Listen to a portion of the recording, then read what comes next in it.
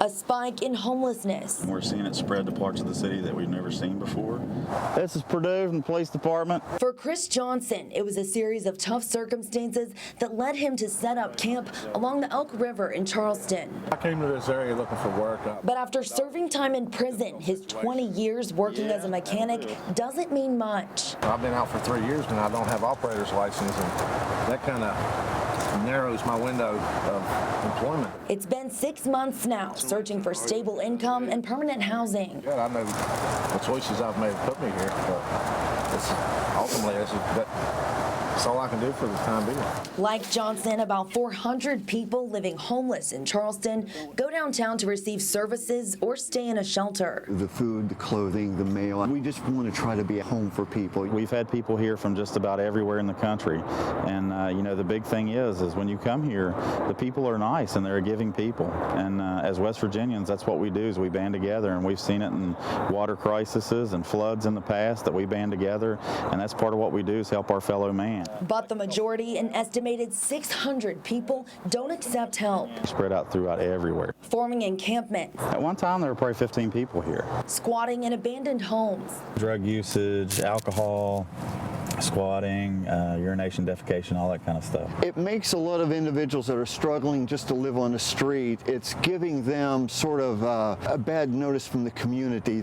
So every one of those houses have been boarded as a result. And it's not cheap. Tony Harmon, Charleston's building commissioner, says the city removes about 50 abandoned structures per year, but right now there are nearly 600 sitting vacant. And in the past 6 months alone, boarding them up cost the city $15,000 in plywood. And the cost keeps rising as the boarded up homes are continuously broken into. That's where the hybrid unit comes in. By car, bike, or on foot. Chief Cooper selected a team of 6 officers based on their experience, professionalism, and ability to solve problems to take on one of the city's biggest problems. Just in the last month, they've made over 100 arrests. They've cleared numerous vacant structures.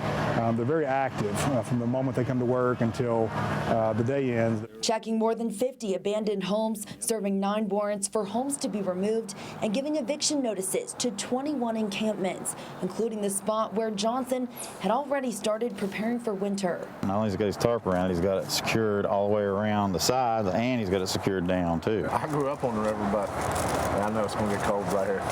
Every day, he walks to the Covenant House to check his mail, hoping to be approved for housing. I'm putting in an effort to get out of this situation. Good. That's what we like to see, man. We want to see you do better. Don't have no other choice at the moment. Without steady income, he's stuck on a waiting list. If you're wanting housed, dude, I will work on it. Maybe we can get something moving. I don't know. I appreciate anything you can do. We'll try, man. Hey, man, Charleston Police, man. Many are familiar faces. I know you're tired, but I need you to sit up, okay? I got to check on you. I got to check you out. With a criminal history. Some folks end up going to jail 4 or 5 times, and it ends up costing us $2,000 or $3,000. In a 3-month period, his records showed 249 people arrested listed their address as the streets of Charleston. If they each only stayed 1 night in jail, that's more than $12,000. Chief Cooper says an attempt to stop vagrant criminals from committing future crimes in the city starts with a simple conversation. You run into a lot of people from out of state that have come here. Yeah, most of the people here that's homeless aren't from here. They're from out of state, and they just come here. And stay, either for the free meals and resources, or like Raymond Hill, they get stuck. Wife died about 2.5 years ago. And I couldn't, just ain't got out of rut. If I get back to Tennessee, I'd go back to Tennessee. Only 2 things standing in the way: no money and a court date. We have what we call a family reunification program. Right. And what we do is we purchase the ticket for you. There's no pressure. It's just that sometimes when you have roots somewhere, we found that a lot of folks do want to go back. The deal is a free one-way bus ticket and dismissed charges.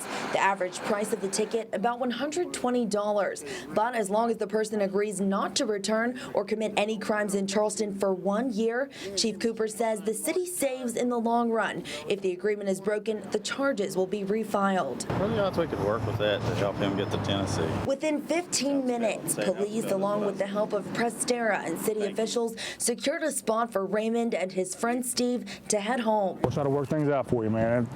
Maybe improve your life a little bit. Thanks a lot, brother. A fresh start given to 36 people through the program so far. We'll go down there and start over.